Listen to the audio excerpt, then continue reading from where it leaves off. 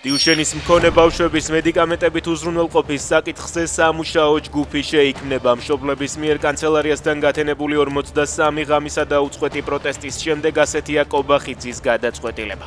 მისი თქმით, წამლის შესყიდვაზე საბოლოო გადაწყვეტილება სხვადასხვა ფაქტორის გათვალისწინებით მიიღებენ. ჩვენი აქციები დღეს დასრულდება, გადავდივართ სამუშაო პროცესში, განაცხადეს მშობლებმა. გორშინაცემი მოქალაქეების საქმეზე პროკურატურამ ადვოკატებს გაუთქმელობაზე ხელი მოაწერინა. უფლებადამცველებს საქმესთან დაკავშირებით საჯარო საუბარი აეკრძალათ. ერთ-ერთი ადვოკატის განცხადებით პროკურატურამ ისინი არჩევანის წინაშე დააყენა. პირობა ასეთი იყო. საქმის მასალებს სრულად იმ შემთხვევაში მიიღებდნენ, თუ გაუთქმელობის ხელშეკრულებას მოაწერდნენ ხელს.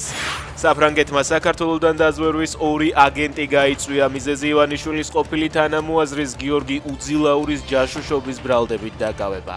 სტატიას დაზვერვასა და დიპლომატიურ ურთიერთობებზე მომუშავე ფრანგული ავტორიტეტული გამოცემა აქვეყნებს. მათი ცნობით, სუსის მიერ ჩატარებულმა ოპერაციამ ორ ქვეყანას შორის ურთიერთობები დაძაბა.